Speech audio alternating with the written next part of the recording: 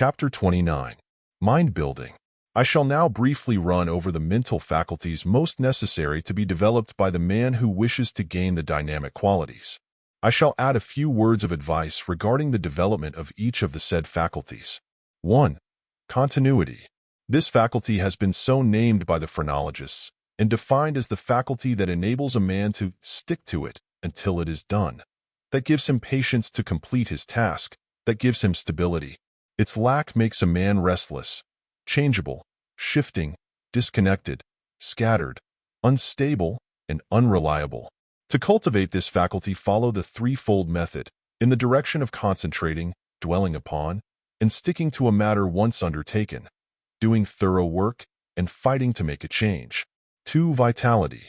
This faculty is defined by phrenologists as the one that makes a person tenacious of life, and which causes him to fight off death, sickness, or weakness. This is a necessary faculty for the dynamic individual to develop, for by so doing he not only becomes stronger, but also imparts a certain quality of strength and resistance to his personality that will be felt by others.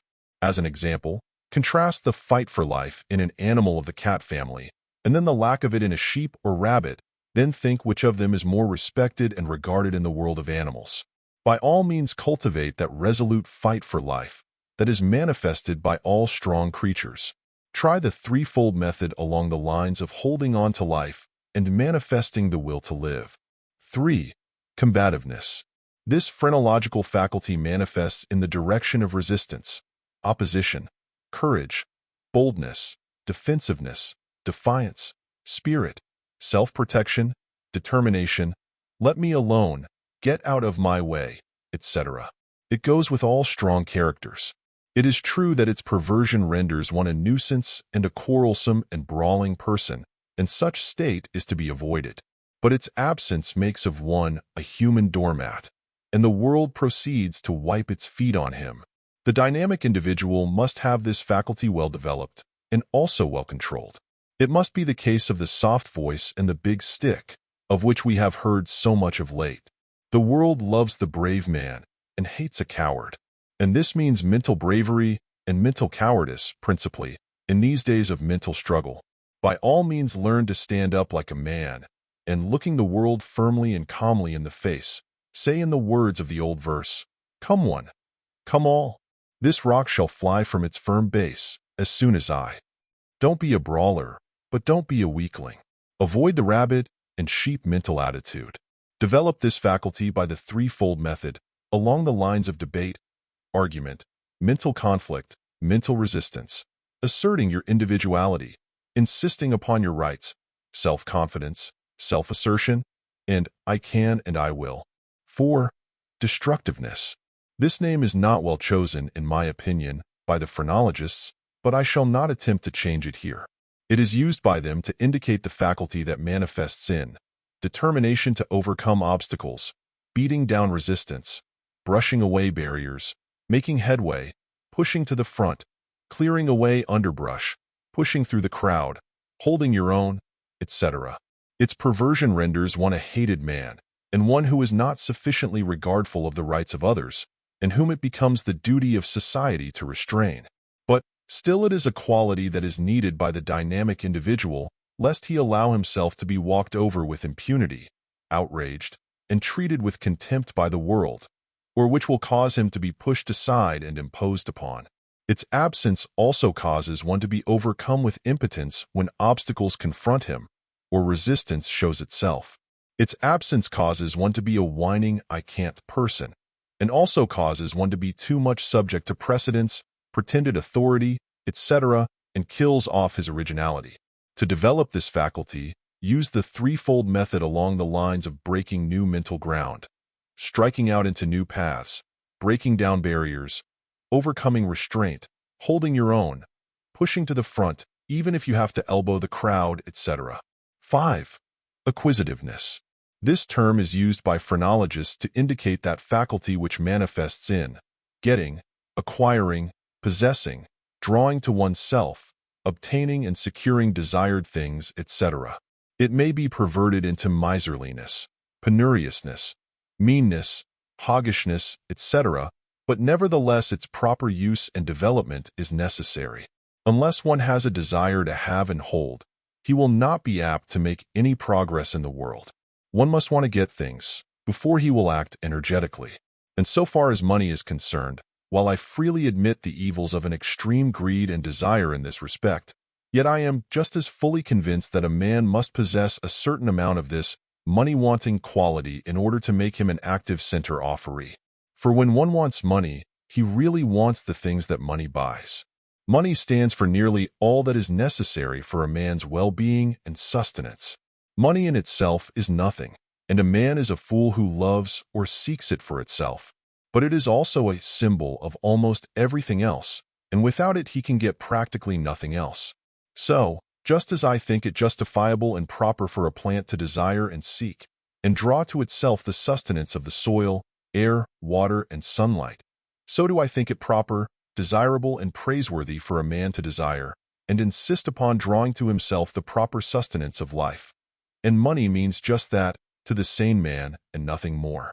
The people who decry this desire for money are principally those who either I have failed to accumulate money themselves, by reason of lacking the necessary qualities. The really unfortunate ones do not join in the condemnation of the desire, or 2.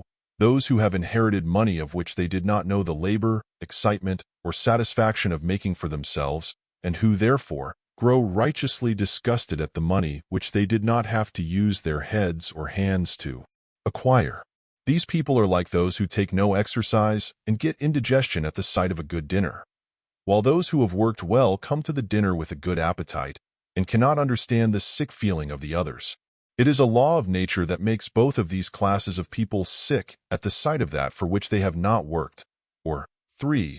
That class of parasites who live by hard work of others, doing nothing themselves and deeming themselves far above those muckers, or money-grubbers, who work and toil and labor to support these parasites. People are all after money, every blessed mother's son and daughter of them, in one way or another. What is the use of denying it? Some day we may have better economic conditions. I pray to God that we may.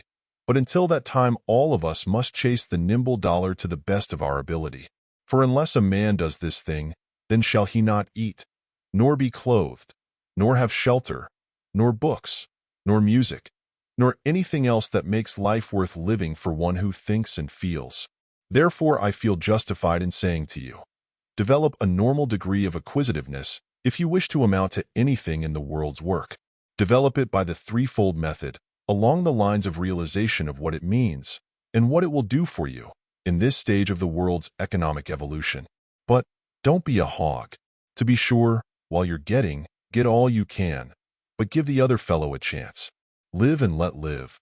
6. Secretiveness.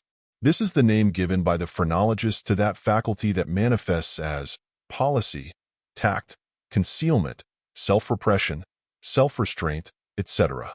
Its perversion leads to deceit, double-dealing, duplicity, lying, false living, etc. But a certain amount of it is necessary, lest one fall into the error of wearing his heart on his sleeve. Transparent simplicity, loose-mouthness, blabbing, lacking ordinary prudence, indiscretion, etc. Develop this faculty by the threefold method along the lines of tact, diplomacy, reticence, cautiousness, politeness, etc., the main object being to acquire the faculty of keeping your own secrets, keeping your affairs to yourself, avoiding that leakiness that has ruined so many men and women. Regarding this, and women, I would say that my business experience has taught me that in spite of the alleged secret telling of women, it is true that the women stenographers in an office are far less liable to disclose their employer's secrets than are the men employees. And then again, while a woman may have a tendency to pass on a secret, still she knows how to keep certain secrets that concern herself, or the man she loves, or the child she loves, in a manner, and in ways that cause a man's hair to rise in bewilderment. 7. Cautiousness. This faculty manifests in carefulness, prudence, watchfulness, foresight, judgment, etc. Perverted, it leads to timidity, irresolution, etc.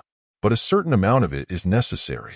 One should learn to use judgment and reason, to be sure he is right, before going ahead. If deficient in this quality, develop it by the threefold method along the lines of care, prudence, watchfulness, thought, use of judgment, etc., and by looking before you leap. If you have too much of it, restrain by similar methods along the lines of boldness, daring, don't worry, take a risk on it, etc., and a general spirit of not crossing a bridge until you come to it. 8. Approbativeness. This faculty manifests in a desire for approval, praise, flattery, fame, show and ceremony connected with one's personality, etc. It is seen frequently in a perverted sense. Very few of us need to develop this quality. We have enough, or more than enough of it already. If you wish to restrain this faculty, you may use the threefold method along the lines of indifference to public approval or opinion. What does it matter anyway? They say. What do they say? Let them say, do not worry about it. Your friends will not care, and your enemies will persist anyway, so what's the use? What care I for the opinions of the crowd, anyway? They are 95% fools at the best, etc., etc., etc. Learn to live your own life and stand upon your own feet. Other people would like to even breathe for you if you would let them, but say scat to them and shake them off when they bother you. You've got to live your own life, and why bother with the people who are always telling you, you mustn't do it this way, do it as I say, when their own lives are glaring examples of the folly of their way? Pick out a right object, follow a right course, and let the crowd mind its own business if it will, and if it won't, forget it. You will find it ready enough to shower favors upon you when you finally succeed. And do not be deceived by its praise or flattery. The same people who are singing your praises today will damn you tomorrow if occasion offers. They are throwing roses at you now. Tomorrow they may throw rocks with equal grace and delight. Don't be a slave to the crowd or its opinions. Make yourself master of it, if you would rule it. It is managed through its selfish fears and interest, rather than through its love. It has a mean trick of turning on the thing it loves, and tearing it to pieces, just as a female spider devours her mate. But when it fears, well then, it lets you alone. Not high spiritual teaching, perhaps, but a bit of worldly wisdom. Shake off the crowd from your heels. You mind your own business, and tell it to do the same. And look it in the eye while you are telling it too. It will understand you, if you don't truckle to it. But never cringe to it, else it will rend you to pieces. 9. Self-esteem. This is the faculty of self-respect, self-reliance, self-love, etc. Perverted, it means tyranny, superciliousness, imperiousness, hauteur, and other forms of egotism carried to extremes. This quality is necessary to be developed. Normally, one must learn to respect himself, value himself, rely upon himself, love himself, hold his head high, look the world in the face, believe in himself, and take his own place in the world without false modesty or shrinking. Develop it by the threefold method, along the lines of realizing just what you are, a center of energy, power, and strength in the universal ocean of mind power. Think of yourself in the word of Black Hawk, the Indian chieftain, who said to Jackson, I am a man. Be a man among men, and insist upon the fact. Learn to say, I am. Feel that back of and under you is the great ocean of universal mind power, and realize that you are of and in this wonderful thing. Believe in yourself, love yourself, look out for yourself. I tell you, friends, believe in you, every one of you. For I know what you are and what you have in you, and I want you to believe in yourselves. I want you to say one, without being afraid. Don't be afraid to assert the I. Don't be afraid to say I. Say I, I, I, I, I, until you begin to realize what a wonderful thing that I of you is, after all. Recognize the ego as a center of power, and stop all this foolishness about being a worm of the dust. Don't be meek and humble like Uriah Heep. On the contrary, stand up, with head thrown back, looking the world straight in the eyes, without fear, and say firmly and positively, I believe in myself. You have heard it said that God helps those who help themselves, and He does, unquestionably. But this is also true. God believes in those who believe in themselves. And so does the world, because God has made it so. So start in now, and say, Early and often, I believe in myself. 10. Firmness. This term does not have to be defined. You all know what it means. It is the faculty of stability, fixity, decision, perseverance, tenacity, manifestation of the determined will. Too much of it may make you mulish and stubborn, but very few of you have too much of it along the right lines. You need to develop it by the threefold method along the lines of putting your hand to the plow and looking not backward, sticking to your original plans despite the talk of others, resisting tendencies to sidetrack you. This is the faculty that keeps the will to the task, like the chisel to the metal, until the work is done. Be firm as a rock against which beat the storms, but which yields not an inch, nor is it hurt a particle. Have a mind of your own, and hold to what you believe is right. See your object, and march straight to it, firm in your determination and purpose. By all means develop the faculty of firmness. 11. Hope. This is the faculty of expectation and anticipation. It gives us one of the three features of success, earnest expectation.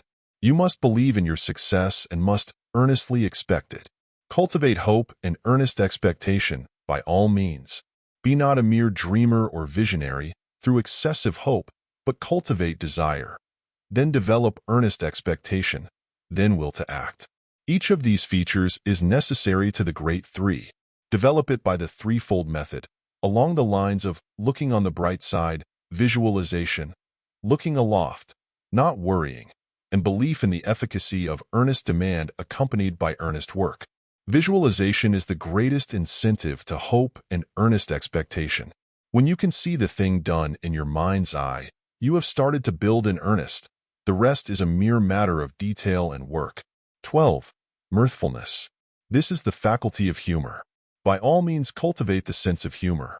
It will save you from more follies and ridiculous positions than anything else. And cultivate the cheerful spirit, for it will make life easier for you, and will lubricate the machinery of work and endeavor. It will also make friends for you, and will tend to remove the obstacles which the world throws in the way of people who are sour, disagreeable, and grouchy. Smile, and the world smiles with you.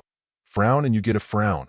Develop this faculty, by all means, by the threefold method, along the lines of humor, joy, cheerfulness.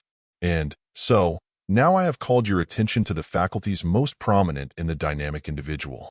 I have not spoken of his religious or moral faculties, because these lessons are dealing with another part of his makeup. But do not imagine that the qualities named here have no connection with the religious or moral life. There is nothing that I have recommended here that will not apply as well to the minister as the businessman, to the priest as well as the salesman. The same mental qualities that make a bad man great and strong will make a good man great and strong. Morals are one thing and degrees of strength another. Good men may be strong or weak. Bad men may also be strong or weak. And in the degree of strength will be the degree of influence, for good or evil, that a man will manifest. With this in mind, I think that it would be a great thing for the world if someone were to distribute this book among the good men of the world. The evil men have a knowledge of the subject already. In closing this chapter, let me remind you that these mental states, cultivated and developed as I have shown you, will manifest themselves in your outward manner and demeanor as mental suggestions to those with whom you come in contact. The symbol will spring from the inner reality, and they will also manifest in the shape of currents of desire force and willpower, which will sweep far and wide, as well as near and close, influencing and affecting those within their field of induction. From these mental states will flow a strong stream of power which will tend to draw to you that which you demand and desire, and which will also tend to force and compel the things that you so will. You are a great center of power, which radiates from you continually. Realize this and endeavor to charge that force with the best qualities and properties, that while you are asserting your own individual rights, you will still be doing something toward the great work of strengthening the race, to the end that it may produce more real individuals ready and capable of playing their part in the great drama of life on the stage of the universe. This talk is along new lines and is radical in the treatment given the subject. It is as meat for strong men and not milk for babes. There is no bromide or pink tea effects in it. It is vital, radical, and positive. Its message is strength. All truth that is worthwhile renders its possessor stronger. If any teachings cannot stand this test, discard them. Nature's law is toward producing strong individuals. Fall in with it, and nature will come to your aid, for then you will be one of its chosen ones. Fall in with the law of evolution. Do not run contrary to it. In the one case, you are nourished, supported, strengthened, and encouraged. In the other, you are relentlessly crowded out by the operations of the law. If you get one half the benefit from the study of this book that I obtained from the writing of it, you will be well repaid for your task. It is as a live wire, charged with the elemental force, energy, and truth about certain occult natural laws. It contains a message for you, which I trust you will heed, for you need it. If you are an individual, this teaching is just what you want. And the same is true if you are not one, but want to be one. But if you are a weakling and prefer to remain so, instead of rising and claiming your birthright of strength, your heritage of power, then by all means remain as you are and go on your own way. Leave these teachings for the others of your brethren, who will not sell their birthright of power for the mess of pottage of negative content and sheep-like passivity, but who are boldly claiming their own and demanding their rightful portion. These strong brothers of yours, the individuals who are the coming inheritors of the earth. I have tried to infuse my words with the strong, vital energy which I feel surging through me as I write out this message of strength to you. I trust that these words will act as a current of verbal electrons, each carrying its full charge of dynamic power.